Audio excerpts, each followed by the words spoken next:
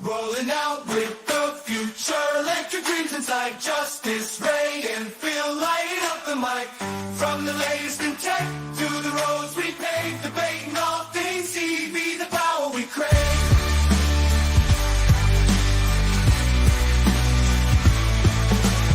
Justise, Ray, and Phil in the electric quest. Watch, like, and subscribe. Be part of our guests. CarEdge Electric, where passions ignite. The show starts now. Embrace the EV life.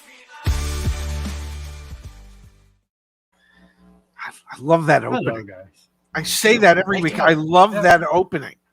Me too. It brings us up, gets the mood up. It allows me to close my Slack because I have learned I can't be on Slack and do the show at the same time. I can't close it, Justise. It's the nature of the beast. I can't do it, Phil. There's like 6 messages and I can't.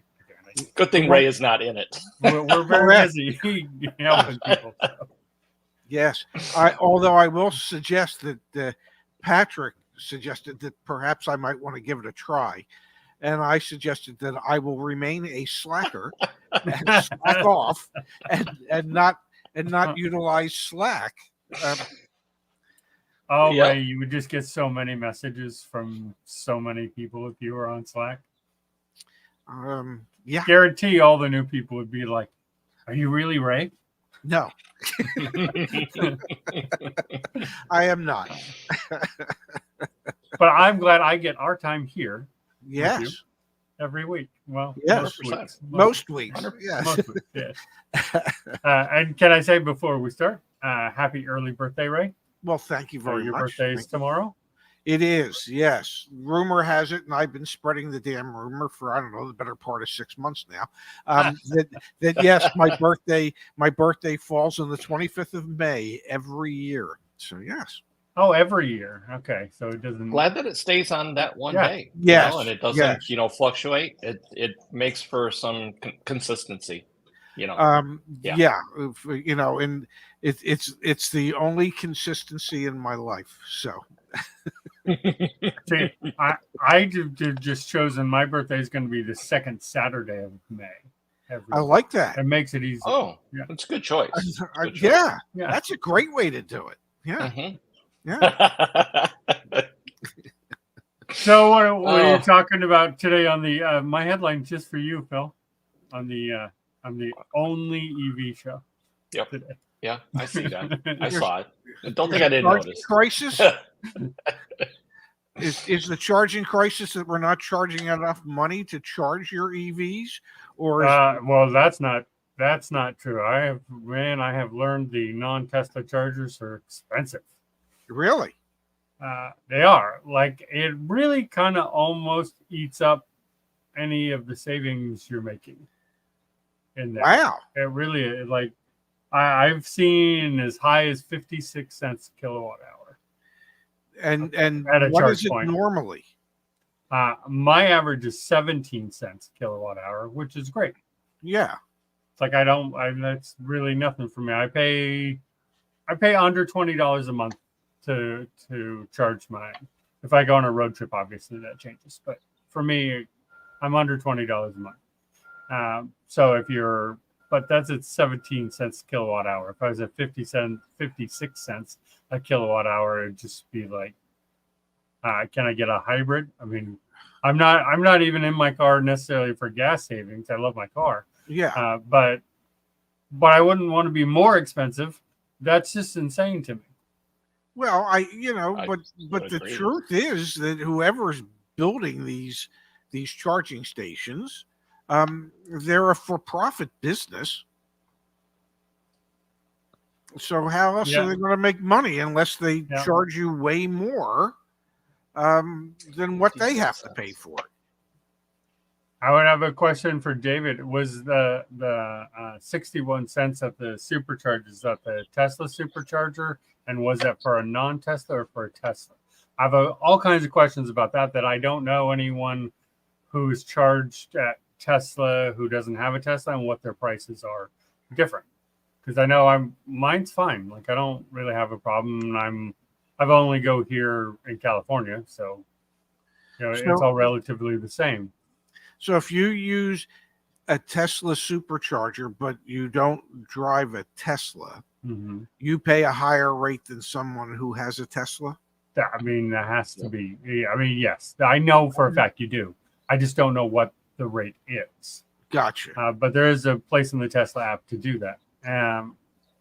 So yeah, when you're getting there, power companies, municipal power companies have a lot of limitations on them. They can't just jack up rates, but that doesn't mean that the people who own the charging station can't jack up the rate. Well, I mean, they're for That's what we're profit. seeing on a lot. Yeah, that's what we're seeing on a lot of them. So there's thoughts on that. That even if we get more superchargers, which we'll talk about in a moment, there's got to be some sort of regulation on that. Work and home, I think, is sort of the best solutions. Those tend to be. I think I only told Phil. I never presented here, and I never told you, Ray. But I went 38 days without paying for charging in my car. Really? I used exclusively level 2 chargers out in the world. So movie theaters, lucky for me, a lot of good movies came out. A lot of movies came out. Yeah, rephrase. Sorry. A lot of movies came out. So I was there. They put some more in at the grocery stores, and I was able to get into the mall, and my gym put some in. So I went 38 days without paying anything for charging at all. And I counted that as a huge win in savings for me. Because I've never gone with free gas before. No one ever gave me free gas. So nobody gives me free gas, but I typically go somewhere between 35 and 60 days between going to the gas station.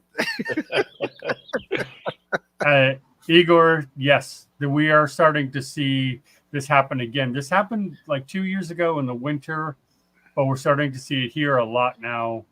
They're cutting the cables and stealing the copper wires. And speaking of stealing the copper, anyone who hasn't heard the news out of Oakland, you should look that up. You should look up what they're doing in Oakland. Their stoplights are being replaced by stop signs because the homeless are jacking into the stoplight, taking the wires and running them to their encampment, or stealing all the copper. Really? Wow. And Oakland has just literally, the city's just given up, and they're just putting up stop signs and saying, okay. Yeah. It's crazy over there. So, yeah, I mean, California, crazy for copper. It's not just your catalytic converter anymore. Now it's street lights, EV charging cables, everything. Wow. And I believe that ties into what you talked about last week, right, Ray? Yeah, but not enough copper. Did you just say California crazy for copper? That's right. I like the 3 C's. California crazy for copper. Yeah. Well, there you have it. Yeah, I mean, it's kind of crazy. So that sort of gets into what we're talking about here too, which is, as some stations are being taken off. I think I mentioned this last week. California is now at 1 charging station for every 5 gas stations. Okay. Yes, so I do remember talking about that. We are by far the highest in the nation, and it's not even close. With all that said, electric charging stations are falling behind the growth. So I know everyone. No way. Nobody's buying EVs. No. Nobody's buying EVs. But people are buying EVs. The adoption is still in the positive, and the chargers just are not being built. This, the statistic I found interesting here is there are now 20 electric cars for every public charger, up from 7 in 2016. Wow. So there used to be 7 cars for every charger. Now there's 20. But I will tell you, I see this when I go out and charge a lot of it. So we're really, really falling behind. Yes. By a lot, and it's happening fast. And now that ties into Tesla saying, firing the entire Supercharger team, right? We're going to build the network less, which we talked about last week. We understand why, but it seems too premature. Yes. That's just crazy. So I know you have an article from the Washington Post, but I do have to ask the question, even having looked at that article. I mean, how could it be that we passed the infrastructure bill and there's supposed to be so much money going to chargers and things like that to help facilitate the growth of EVs, that so few chargers have actually been built? I mean, how can that be? I mean, it just doesn't seem to mesh. Well, thanks for the segue, Ray, because the government has spent $7.5 billion and produced 7 stations in 2 years. Sounds like that division must be run by the CEO of Lucid. Yeah, they make Yes. Lucid look financially responsible.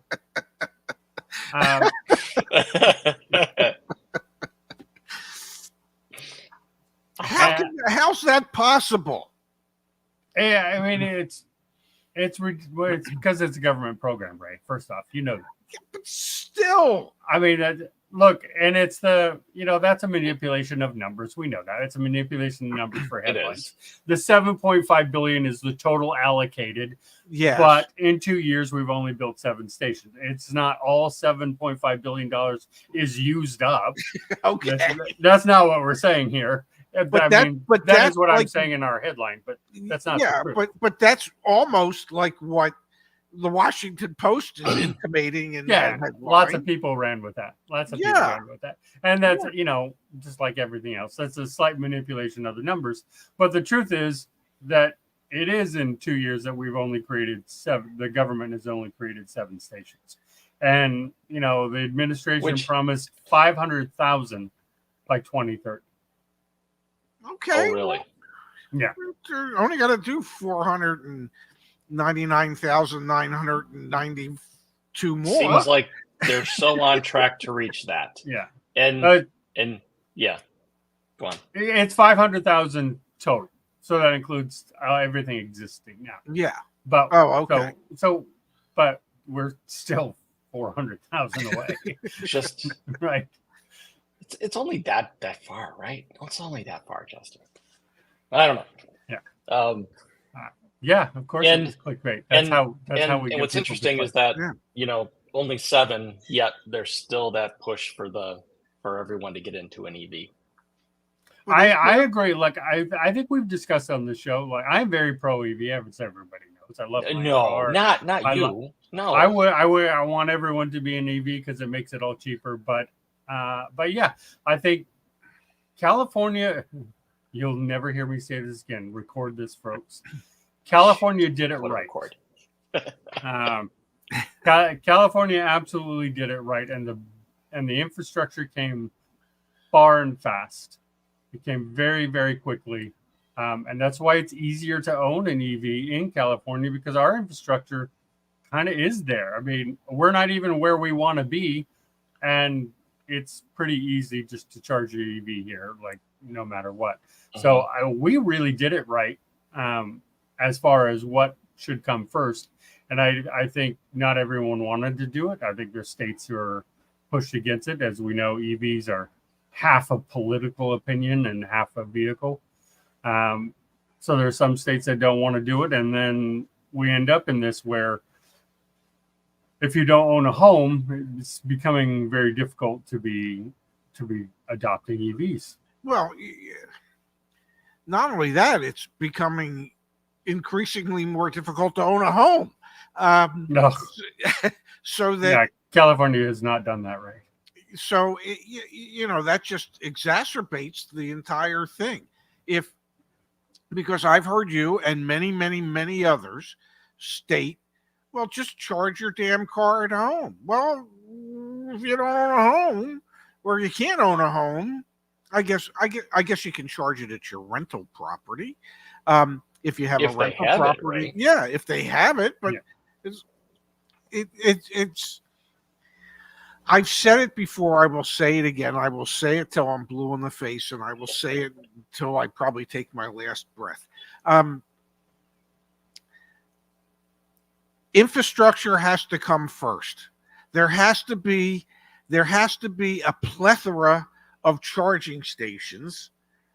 There have to be more charging stations than there are people who would absolutely need them, for people to go, there's so many charging stations, I can get an EV now. It's like, what came first, the chicken or the egg? I think in this case, the early adopters adopted, and now the rest of the world is going, show me the chargers. Show me your charger. And without a charger, they're not buying. Yep. Well, and we've talked about it, and I've said it, and I'll say it again, is they also need to be where people know that they are. Yeah. There are so many charging stations that people don't even know exist. And I'm sorry, like, if you don't know they exist, you're not going to get the adoption because people don't know they're there. Even though they might be city, you may have a big, giant charging area that's empty. Yes. Not here in California, but other places. And nobody knows it's there unless you own the car already. And that's not good for adoption. It's, they need to be out front and center like gas stations are. Gas stations don't hide themselves away.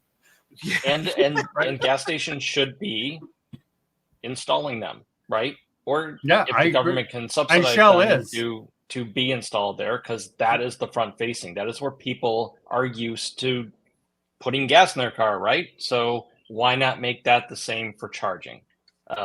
That's, instead of putting them in these back lots like you've talked about, Justice, and in these shady areas, like, well, that doesn't give anybody confidence in wanting to buy an EV and find safe places to charge their vehicle, right? And so I think that's part of the problem. Yeah, no, I agree. And I think, just why can't these places that have them in the back, like I charge the mall around, and it's in the back, there should be some sort of sign that says, EV charging, boom, this way, big sign that says it so people know that it's there. I mean, I know it's there. My car drives me there. Yeah. But I already bought in, right? So you don't, like, whatever, you don't care about me. You care about letting other people know, and it'll just be, and I agree. I think we've talked before, rest stops. It makes sense. Makes sense to have them in rest stops. Look, most people aren't going to need it on a day-to-day. You don't need to charge up your vehicle every day. But when you're on a road trip, it's a big deal. And if the government is going to be involved in this, which I have mixed feelings that the government should even be involved in this, but if they are going to be involved, why not be doing it on the rest stops? We know there's power there because you have electricity. And we know they're at good intervals along the interstate. That's the whole point of them.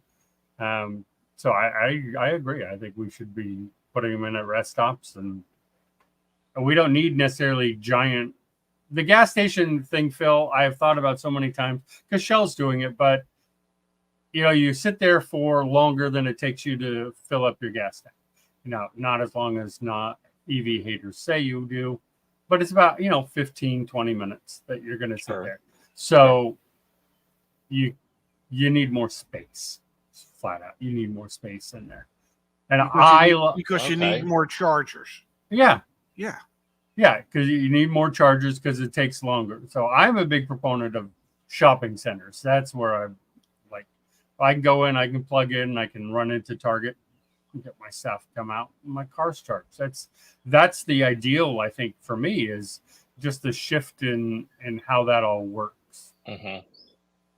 At least until we get solid state and they can charge faster, maybe. Promises are one thing, reality is always another. Yep. I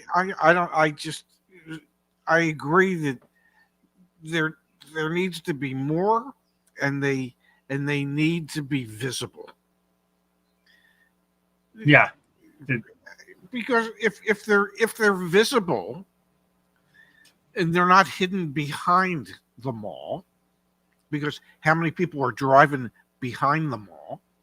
Look, Ray, if you drove behind the mall where I am, you still wouldn't know it's there because it's the bottom floor of the parking structure behind, and it's in a corner of that parking structure that if you're driving into it, you really don't know that any of that's there. Wow.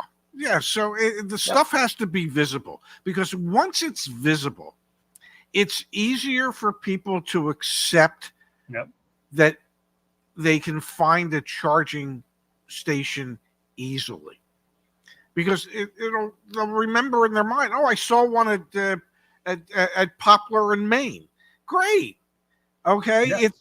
But if you never see them, I mean, I know allegedly, and I use the word allegedly, I know allegedly that there are charging stations relatively close to where I live.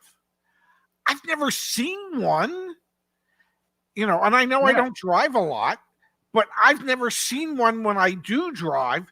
But allegedly, they're out there somewhere.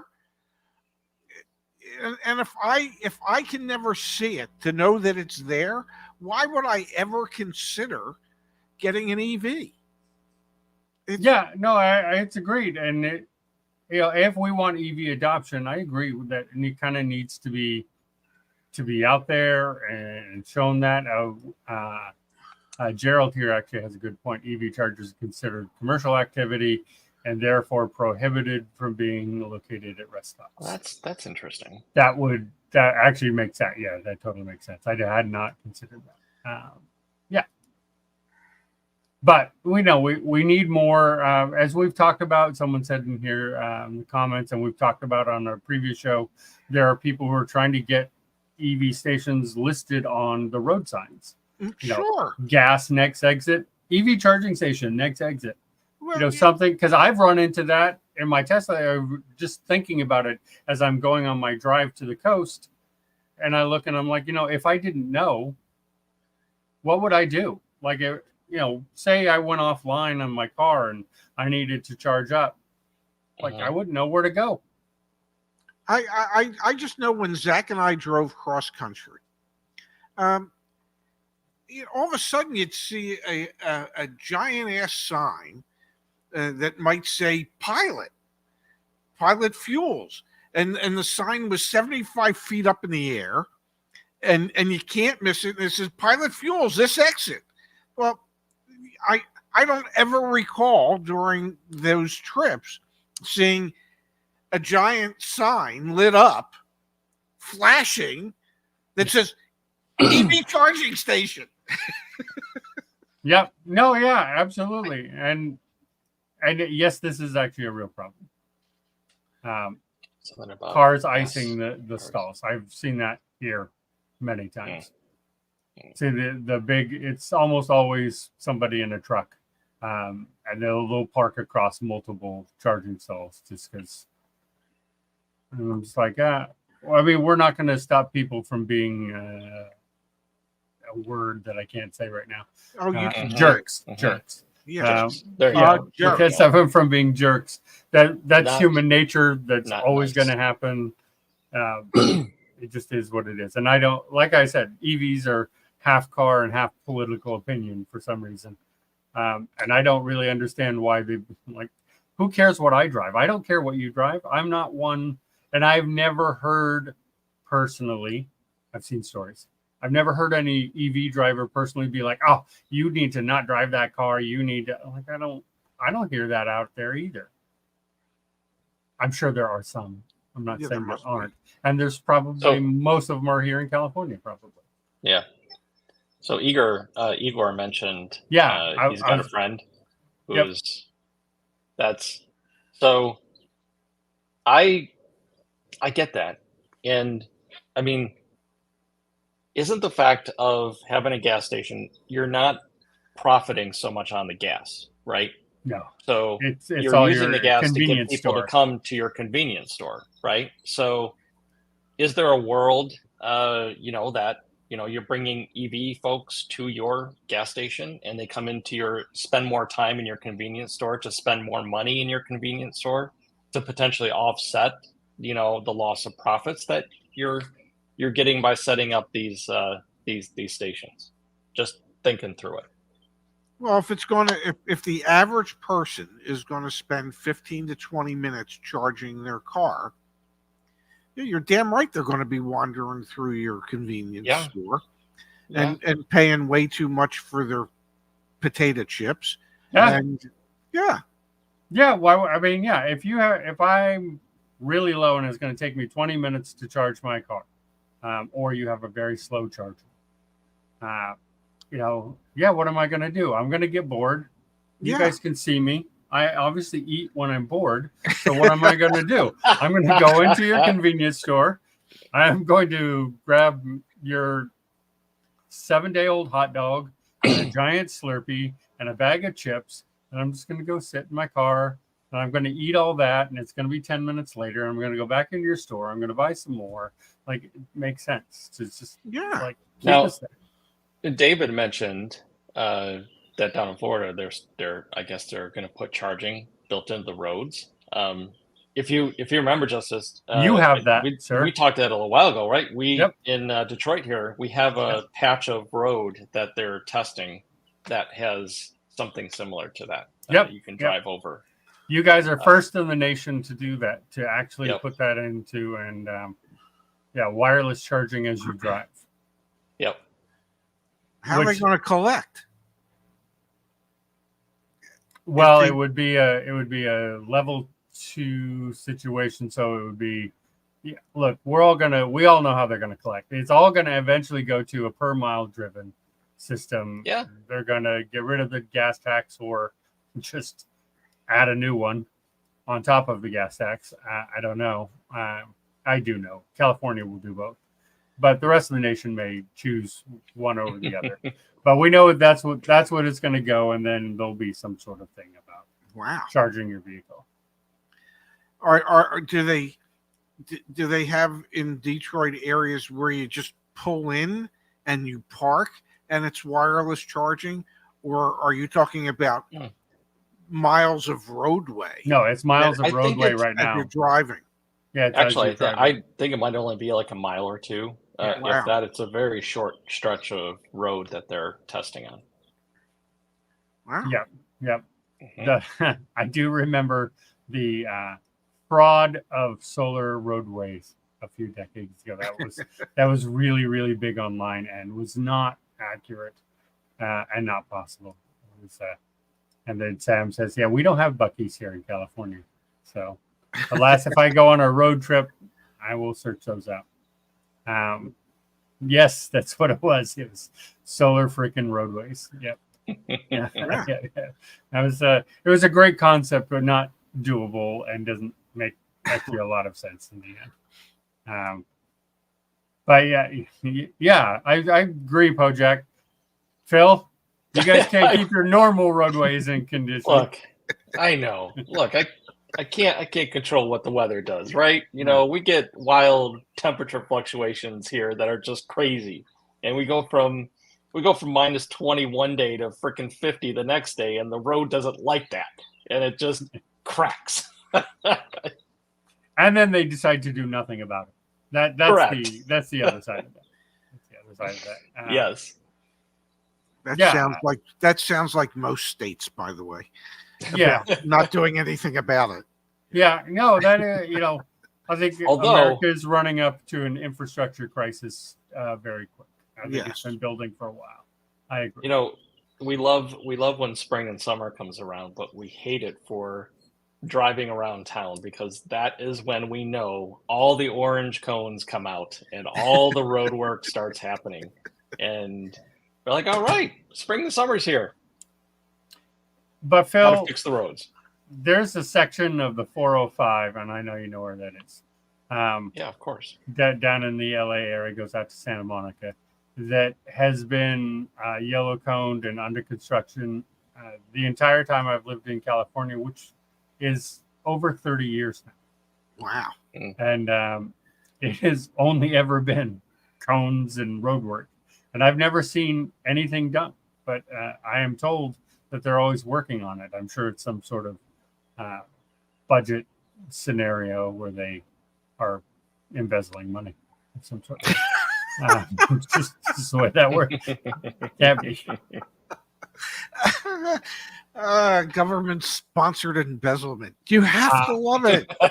And look, I could go. We could do a whole show on Caltrans. I know people who work for Caltrans, and I could tell you some things about how they spend their money. But Igor's here says, in order to put only one commercial charger at his friend's gas station, he would spend over $125,000, and his location's electric grid had to be rewired.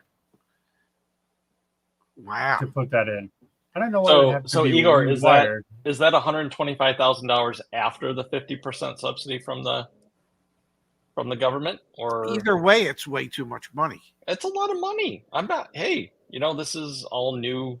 Obviously, new technology, right? So it's going to be super expensive. But my point is that gas stations don't make money off of selling gas. Like if there's an argument to be had that, well, putting these in and it's not very profitable, well, neither is fuel. Yeah, they're making some money. They're making some money off of the gas. Yes, it's so small. There's so many gas stations that don't have a convenience store attached to them. Yeah, that's true. All right. Okay. There's agreed. I mean, those aren't the cheap gas stations. So correct.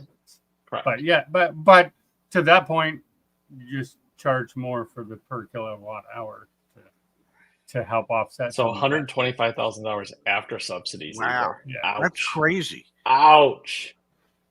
Yeah, that'd take a long time to make that money back to become profitable. Yeah, it would. Yeah, I mean, how many gallon bottles of Coke do you have to sell?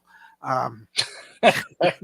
I mean, I would buy that in a year. I'd buy enough to cover that in a year. Drink a lot of Coke. How many overcooked hot dogs? I mean, come on. Diane says, I think road work is embezzlement too. Wait till I tell you about high-speed rail, Diane. We could do a show about high-speed rail too. High speed to nowhere? Yeah. Like billions and billions and billions of dollars for nothing to show. No one seems to care that we spent it all and we have nothing. Wow. We're actually just passing a new bond to help fund the rail more. And we're like, well, we've done nothing with the last few tens of billions. Okay. So why not add some more to that? It seems like makes sense to me. Yeah. Absolutely. I'm in. So, yeah, I mean, you know what? A lot of people are Tesla's sort of the king of that, of the solar for charging. And that's part of how they keep their costs down, is they do a lot of solar. Obviously they make the Tesla batteries. Everyone knows those. And that's what the stations are. A lot of them are made up of.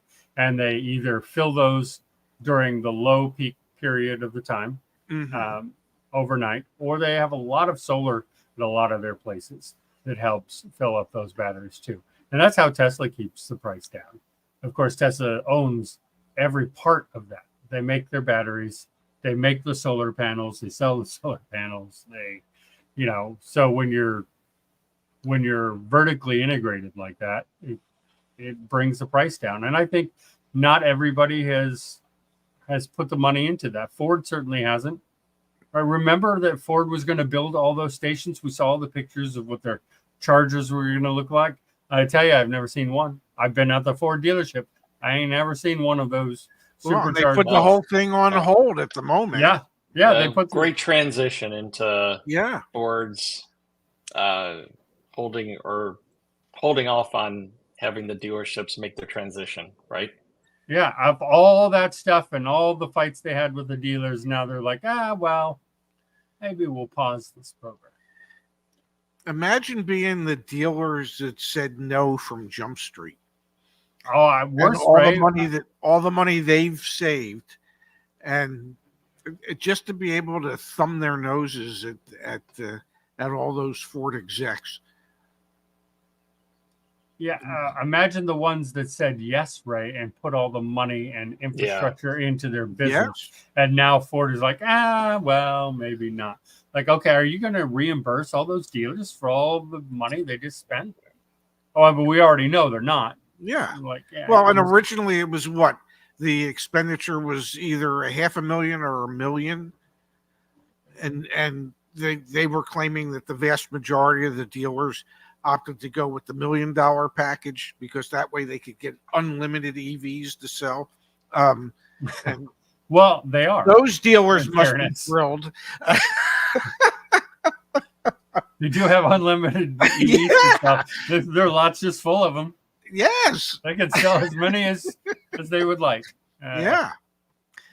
Oh my God! As opposed to the dealers that only could spend $500,000 and they were going to be limited to 25 EVs a year, and they got to be thanking their lucky stars, thinking, well, they couldn't sell 25 in a year if their life depended on it. Yep. Now Ford will just reverse it, right? Now they'll say, we're going to pause this, and now you have to take all of these EVs that we're going to shove onto you, onto your lot. Yeah. But look, even here in California, Ford is packed with EVs.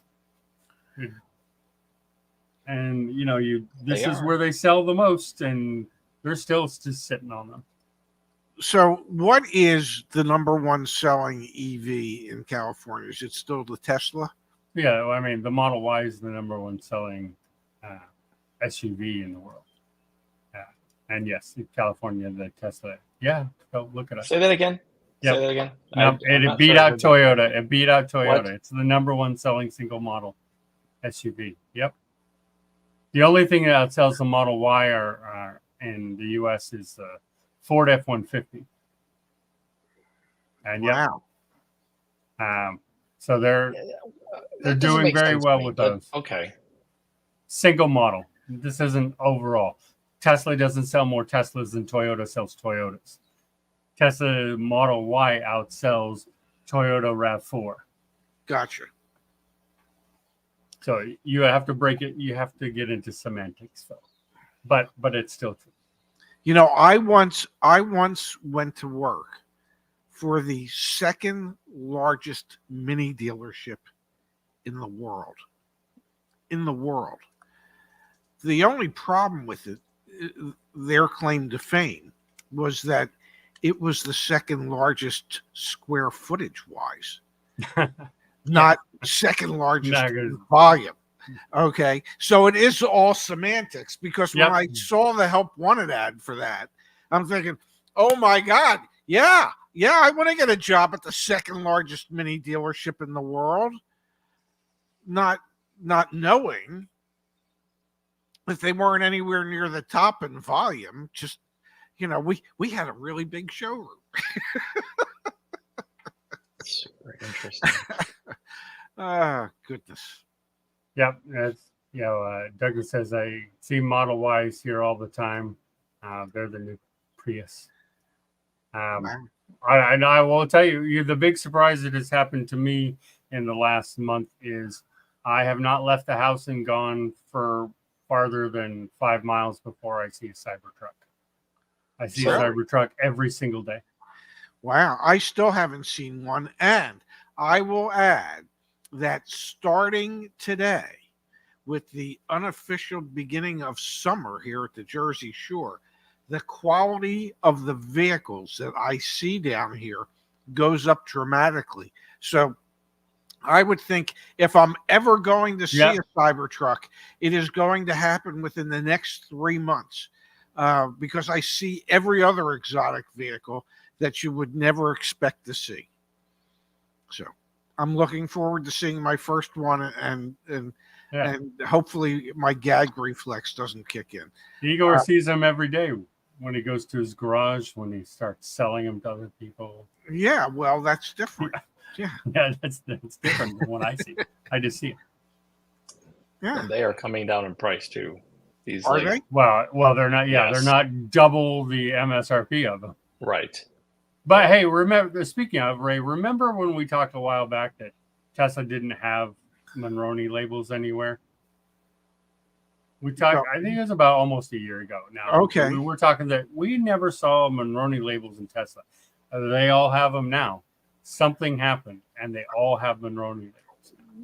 Why? Just because it's federal law? Yeah, it just seems like there's a, when I bought mine, like there were no Monroney labels. Now you go out there and yep, they all have them. And I don't know if they were just in glove boxes before, and they never put them out, but they put them out now. Wow. They're on the vehicles now, I can tell you that. That's how I found out the Cybertruck's real cost. Because when I was doing the test drive on the Cybertruck, they had the Founder Series, and it was $105,000. So when I saw the other stuff and they were $230,000, I went, oh, I happen to know the most expensive one at that time was $105,000. So 230 seemed like a good value to you, huh? Yeah. Have you moved on that Lucid yet?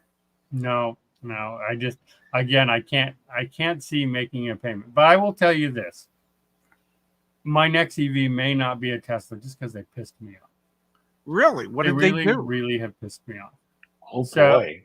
I went to their website to check out I was considering the new Model 3 refresh. Really like it. And they have Plaid now. So I was considering it. I was looking at it. I was like, I might wait for Juniper to come out, which is the Model Y refresh, which is all going to be the same stuff. And I'm like, I might do that.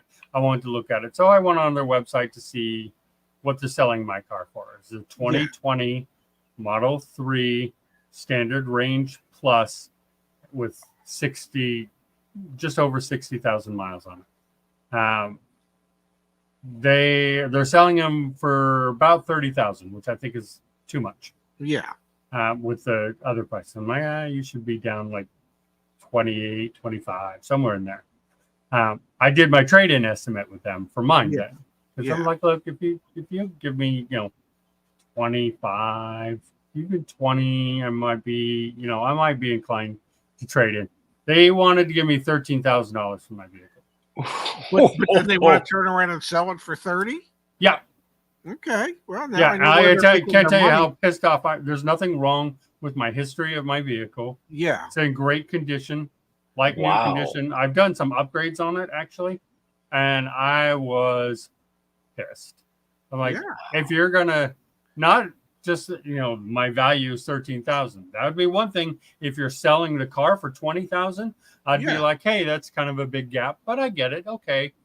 But if you're selling it for 30 and you're offering me 13, you know what, Tesla, you know what you can kiss?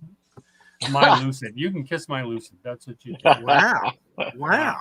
That's absolutely crazy. What year is your car again? 2020. 2020 Model 3, right?